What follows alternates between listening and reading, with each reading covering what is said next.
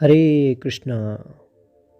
कुछ समय के पूर्व बाबा बिहारी दास जी भी मेड़ता से विदा हो गए। उनके जाने से मीरा को ऐसा लगा जैसे एक गुरु, मित्र और सलाहकार खो गए हों। एक दिन मीरा अपने श्याम कुंज में बैठी सोच रही है, कल गुरु पूर्णिमा है। सदा से इन दिनों लोग गुरु पूजा करते आ रहे हैं। शास्त्र कहते हैं गुरु के बिना ज्ञान नहीं होता, गुरु ही परम तत्व का दाता है। तब मेरे गुरु कौन? मीरा एकदम से उठकर दूधाजी के पास चल पड़ी। दूधाजी के समीप जयमल बैठे थे। मीरा ने दूधाजी से कहा, बाबूसा, शास्त्र और संत कहते हैं कि गुरु के बिना ज्ञान नहीं होता, तो मेरे गुरु कौन हैं? तभी जयमल उतावले से बोल पड़े, हैं तो बाबा बिहारी दास जी, योगी श्री निर्विद्यनाथ जी। मीरा ने हंसकर कहा, आप रुकिए ना भाई, मैं क्या झूठ कह रहा हूं बाबू सा? जयमल ने कहा, सुनो बेटी, इस क्षेत्र में अधिकारी को वंचित नहीं रखा जाता। प्यासा यदि सरोवर के समीप नहीं पहुंच पाता तो सरोवर ही प्यासे के समीप पहुंच जाता है। तुम अपने गिरधर से प्रार्थना करो, वे उचित प्रबंध कर देंगे। तभी मीरा ने झट से प्रश्न किया, गुरु होना आवश्यक तो है ना बाबू साहब? आवश्यकता होने पर अवश्य ही आवश्यक है बेटी। दूधाजी ने कहा, यूं तो तुम्हारे गिरधर स्वयं जगत गुरु हैं। गुरु शिक्षा ही तो देते हैं, शिक्षा जहां से भी मिले ले लो। पर मंत्र? मीरा ने संकोचपूर्ण स्वर में कहा। उसके इस छोटे से प्रश्न पर दूधाजी हंस दिए और बोले, भगवान का प्रत्येक नाम मंत्र है बेटी। उनका नाम उनसे भी अधिक शक्तिशाली है। यही तो अब तक सुनते आए हैं। नाम तो कानों को ही प्रिय लगता है बाबू साहब, आंखें तो प्यासी ही रह जाती हैं, मीरा ने कहा।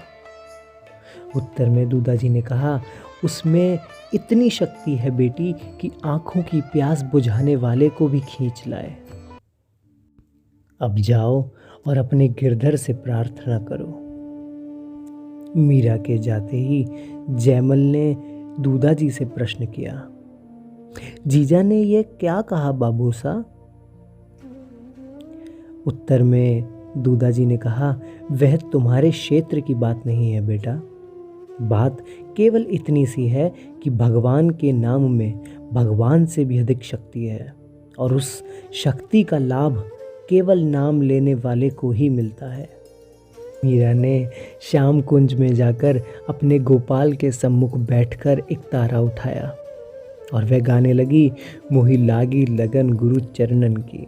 रात को स्वप्न में मीरा ने देखा कि महाराज युधिष्ठिर की सभा में प्रश्न उठा कि प्रथम पूज्य सर्वश्रेष्ठ कौन है जिसका प्रथम पूजन किया जाए। ऋषियों मुनियों की ओर से ध्वनि आई, श्री कृष्ण ही प्रथम पूजा के योग्य हैं। मीरा ने प्रातः काल आंखें खोली और अपने स्वप्न को याद करती हुई वह कहने लगी, धर्मराज के भाव कितने दिव्य हैं। ऐसे दिव्य भाव मुझे कब प्राप्त होंगे? कब प्राणों की व्याकुलता उन्हें कृपा परवश करेगी? सभा में वे सब लोग कह रहे थे कि कृष्णम वंदे जगत गुरुम। सच, तुम ही तो सच्चे गुरु हो। आज तुम जिस संत के रूप में पधारोगे, मैं उनको ही गुरु मान लूंगी। मीरा ने अपने गिरधर की ओर देखते हुए कहा, रंग में तेरे रंग गई गिरधर, छूट गया जग सारा। रंग में तेरे छूट गया जग सारा। बन गई तेरे प्रेम की जोगन, लेकर मन एक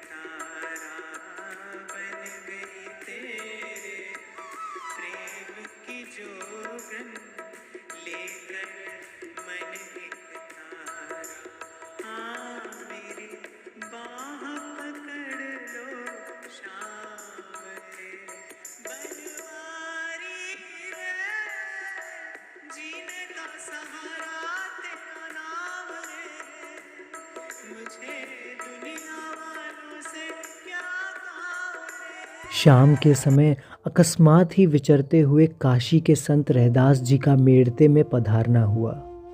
दूधा जी बहुत प्रसन्न हुए। दूधा जी ने मीरा को बुलाकर उनका परिचय दिया। वह प्रसन्न हो उठी। मन ही मन उन्हें गुरु मानकर मीरा ने प्रणाम किया। उन्होंने कृपा दृष्टि से उसे निहारते हुए आशीर्वाद दिया कि बेटी, प्रभु चरणों में दिनों दिन तुम्हारी प्रीति बढ़ती रहे। आशीर्वाद सुनकर मीरा के नेत्र भर आए। उसने कृतज्ञता से उनकी ओर देखा।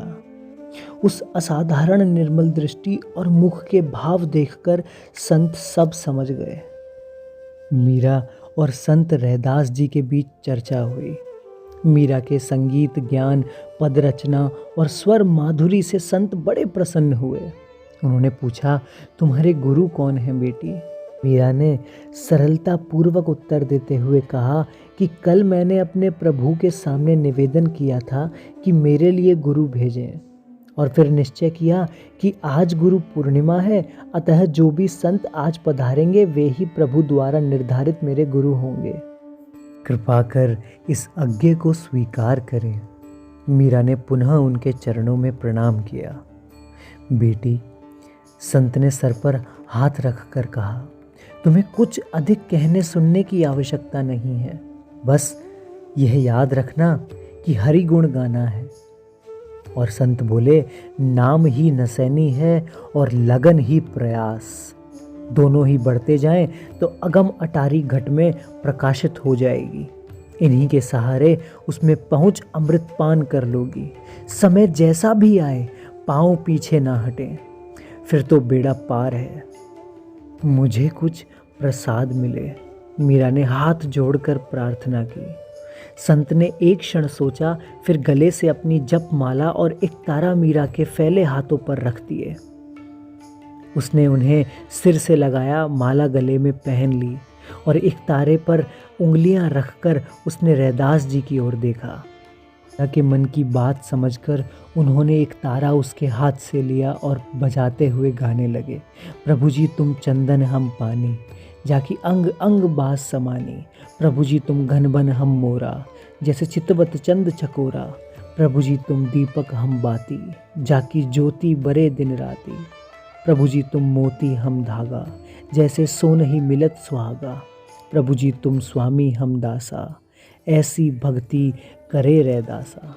भजन पूरा करके उन्होंने पुनः मीरा के हाथ में एक तारा पकड़ा दिया।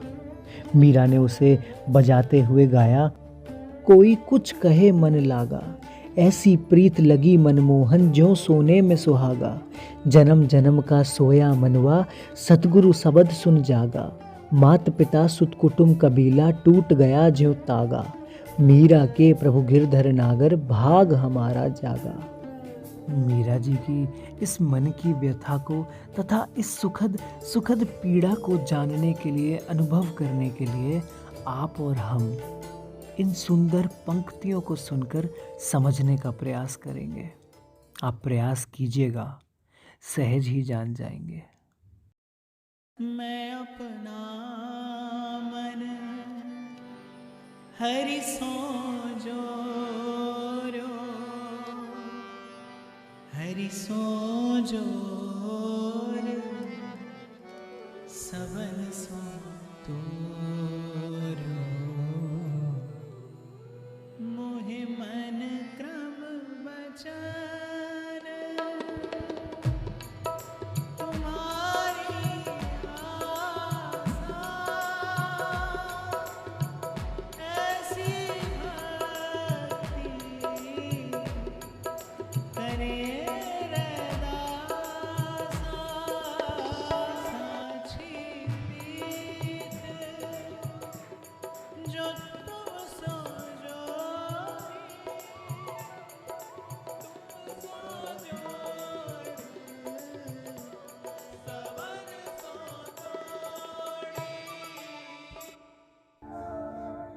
मेरे घर ना